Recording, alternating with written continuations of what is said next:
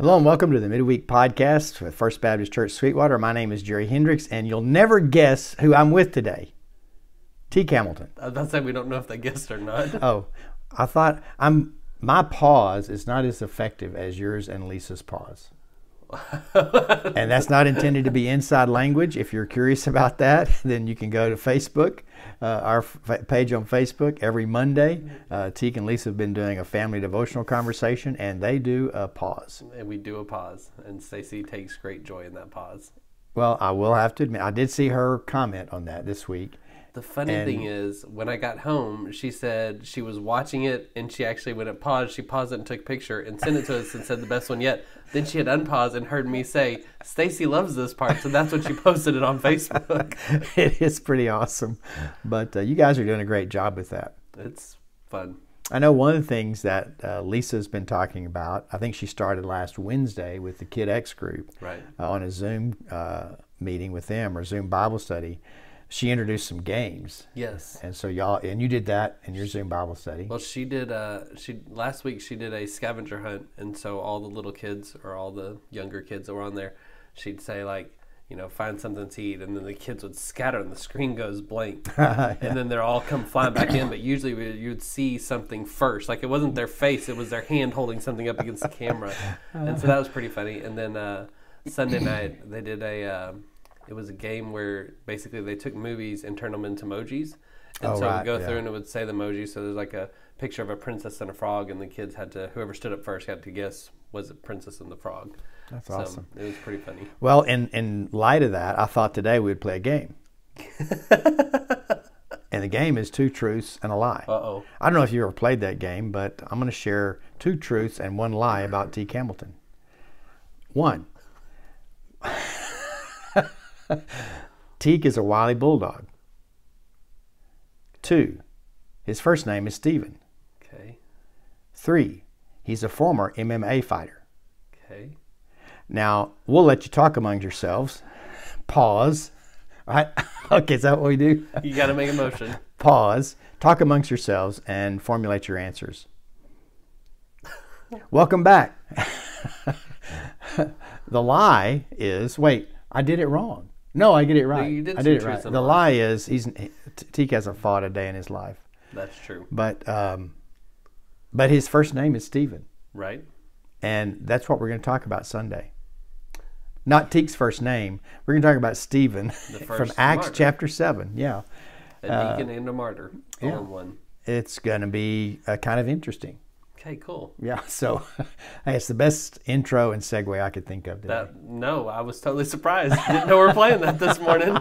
Well, as I was listening to last week's podcast, I know sometimes, well, rarely do you and I talk about how we're going to start or some content. Right. But today I thought, no, I can't do that. I think I need to do this and surprise him a bit. Yeah, it was a surprise. And I nearly messed up the game, which is better than last week. I re-listened to that. I couldn't talk last week. Yeah, Stacey said I couldn't either. Yeah. Oh, okay. Well, thank you for that. I guess it's like looking at a group photo. I was only paying attention to my inability to speak. So, anyways, no, it's Sunday's going to be fun. I think we're learning how to do worship live stream. Mm-hmm. And Thank so, goodness, because we're 6 weeks in? I think it's more than that. I was going to start by asking you that trivia question, but I decided to go with the Stephen intro anyways. Yeah, it's like 4 Sundays in April, and then maybe 2 Sundays in March, because it was the Sunday after spring break that we... Yeah, something like that. We were counting them the other day. I was thinking there was 7 that we had in the can. Might be. That's professional language there. So it's about time we got this under. They're already recorded and in the cans. But it's been a good experience now that we're in a rhythm for it. But it's definitely stretched us, and we're so appreciative of our team and our staff's work in making that a good quality experience for our folks and others on Sunday. But as we begin to regather, we're going to be having conversations about what this looks like going forward. Because one of the things we did is we jumped to a platform on Facebook that we were not a part of, and we weren't using that at all. And that's created a lot of challenges in order just to figure out how to do it, and then also to bring some quality to it. the big benefit to it has been the way that people are engaging with us. We do have one person each week who has the responsibility of leading some of that engagement by dropping some of the message points along the way. And I don't know if anyone's noticed, but the messages, the outlines are more detailed.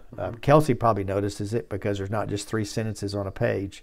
But if you get our newsletter on the Sunday, no, actually the message notes are in that newsletter, and you can find that, you can enroll for that newsletter on our website at fbcsweetwater.org. But on that outline, it looks more like a Bible study outline than it does a message content outline. And so, in part of the challenges that we're facing, I say we, the communicators that I've talked to, is it's so different. Not just, I mean, it's different talking to a camera instead of live people, and we get that. That's kind of obvious. But what I think is more challenging is condensing the content into a listenable time period. Right. And most people are around 15 minutes, I think. That's what we've shot for, or what we shoot for. And then I know Sunday, I knew it was going to be longer, and I still felt rushed in trying to bring some of that content to our people. But that's the nature of it. So Sunday, once we go back to regathering, it'll be just a little different. And we're talking among our staff's talking about how we phase that in. Right. And but I was thinking this morning as I was getting ready to meet, and I start my pretty intense Bible study on Wednesday mornings, and so I think with us, it's just a matter of it's learning how much we can keep into the rhythm and the system. Like the video, the Psalm 23 video last Sunday was, to me, off the charts. It was fun. And it's also, that video is on our Facebook feed, but also it's on YouTube now, so you can see that just that short clip of Psalm 23 presented or read by some of our church folks, and all ages, by the way. But I didn't have one person tell me no on that. Oh yeah? Yeah. Normally you'll get somebody who'll say, that's not me, or that makes me nervous, or something like that. But not a single one of them said no. I mean, even the ones who I thought would be a little bit nervous about it were like, sure, if you can help me do it, I'll do it. Now, shout out to Teak on that, because I was telling him Monday, the casting for that and what in this particular part of what they read was really spot on. And it turns out really, really good. I don't know. I have to watch myself because I can get overly excited about some things that maybe I shouldn't be overly excited about. But I don't know that we've done a better video than that. That's just in my estimation. And it could be the weariness talking rather than the excitement. But either way, it's worth a watch and a listen on your part. It's a part of the reading this week. I made a mistake there. I thought that it was in the lectionary readings from the previous week, but I think it's this week. Okay. That's a part of the readings. But regardless, the 23rd Psalm is just one of those iconic passages, and it's done well by our people. So Go check that out on our YouTube channel. But as we come back together, I mean, I think even businesses are learning that. You can see, you can tell in some of the industries that they've had to adjust in certain ways, and you're kind of going, it's really forced us to rethink marketing, to rethink process, and to rethink community. It's right. And it's not a trite saying when we say, I think we're going to be better for it once we come through this. Because like even this is a tangent, even the shields at a buffet style restaurant, you're going, that's a good idea. They make sense now. Now I would hate to be the one who has to clean those, because most of them are, I mean, they're attractive and they're done in different ways, but you're going, that's going to be a hassle to have to clean. But of course, I guess the way it's positioned, it shouldn't get a lot of smudges on it. So gross. But anyways, having had the experience of having to close a coffee shop regularly, you're ready to go home when you close, not clean up. But anyways, so the message Sunday is about Stephen. It's the second sermon that we have recorded in the book of Acts. It doesn't occur until chapter 7, and Peter's sermon was back in chapter 2. But if you start in chapter 6, I think.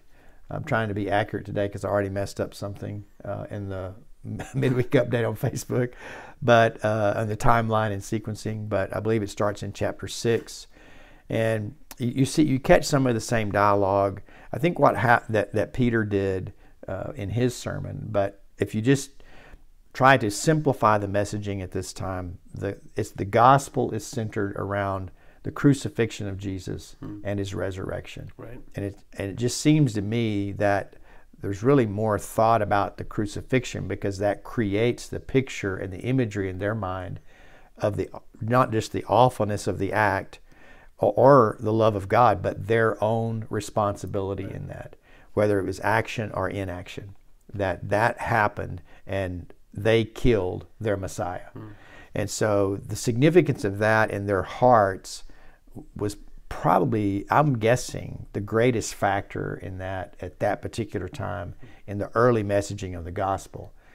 Obviously, as it moves on, theology starts to be clarified in the letters that Paul wrote to the churches, and as we understand the full message of the resurrection. And the appearances and everything else that you catch right there in the early parts of Acts. So, well, I think we haven't quoted Dr. Lyle in a long time, so it's been too long. But he consistently said, you can't preach the cross without the resurrection. You can't preach the resurrection without the cross. If you start to separate those and focus on one more than the other, then you lose the good news. You lose the gospel story. That man's genius. True. And a good friend. And maybe he took that from Peter and Stephen. I don't know. Yeah.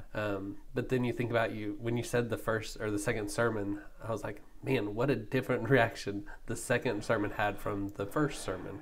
First sermon. Well, and some of that was the audience. Right. The Sanhedrin was the primary audience on this. Right. And they took upon themselves to judge him. In official capacity. Their ears are burning for the wrong reason. Yeah, and they brought him to the edge of town. But even the description of their anger, of grinding their teeth, and being cut, I mean, it's pretty interesting the way that Luke develops that in the book of Acts, or Luke writes that story in the book of Acts. And so, and then we see in him and his life. Not just a mirror to Jesus' experience as far as his messaging during his dying, but I think you also begin to see and set up for us a message of how we respond to the world. Right. I think that too often when I hear this preached, it's preached or taught as a way to introduce Saul, who becomes Paul, or we know as Paul. Instead of realizing that there's a lot of really good stuff in the life of Stephen, from his becoming a deacon and how he was chosen for that, to him becoming a missionary and to sharing God's word in the gospel, and his death. This sounds like a perfect opportunity for us to tag team speak this Sunday. So excited about that.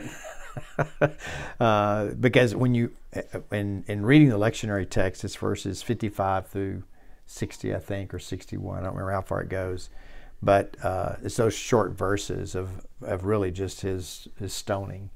And then it ends with the figure of Saul. Right. And you can picture almost a movie theme, and it ending with that, panning up to his silhouette or whoever he is. Right. Because he will take center stage for the rest of the New Testament at that point. For the rest of the Bible. Yeah. But So I that's where I kind of started. That's the most captivating, or was the most captivating thing to me as I began to read through it and imagine it. And then you step back into, once you start reading about it more and getting more into the background, you do see more of the history. I had not gone back. I'm early into it, so I've not gone back as far as his ordination. But was it ordination? I don't think it is at that time. No, my bad. What'd you call it? Yeah, selecting. And so it's interesting, though, just that I think so far my takeaway is it's interesting to picture in that experience of his and angering a group and them murdering him. It's just interesting how sometimes the messaging we have as a Christian community and how we think the world ought to understand it is completely different than how the world understands it. Right. Which made me think of a Christian's response to the pandemic. Yeah. Over 70,000 people in the United States have died from this virus that we know of, that are recorded. Right. And so you've got the extreme ends of the spectrum of the responses from Christians. And what you really need to think about is, do my responses reflect Christ's words and Christ's love? And if they don't, whatever side you're on, then we're missing the opportunity to be Christ in the world, be Jesus in the world. Yeah, I think we have, it's a reminder in faith life that sometimes the messaging we have simply antagonizes the world and gives them leverage on never coming to Christ. Right. Yeah. And we just have to be careful. And without getting into any of the specifics of it, which I usually don't, we need to be careful. If you're leading as a person of faith and a Christian, then be very careful make sure that your responses and things that you put out there reflect Jesus and probably not so much of your personal thoughts. Right. If they don't reflect love God, love people, then they probably don't need to be shared. Right. Well, before we get any more comments or get ourselves in more trouble, we'll leave it at that. Yeah. But maybe there'd be a lot more conversation following this. But coming back to this one thing, that we don't want, we are living in this culture.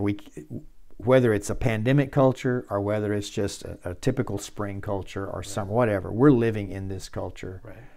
But God's word ought to be able to speak to us in the culture that we're in. Yeah, most definitely. And I think that this Message Sunday will help us to do that and take those steps. So hope that you'll join us and hopefully on Sunday. I think that's the best way to do that if you can join us at the regular time. But certainly we know that your family may be enjoying your day and then worshiping in the evening or setting up some other time. But however it is that you can worship best, we do look forward to being able to be seen by you on Sunday.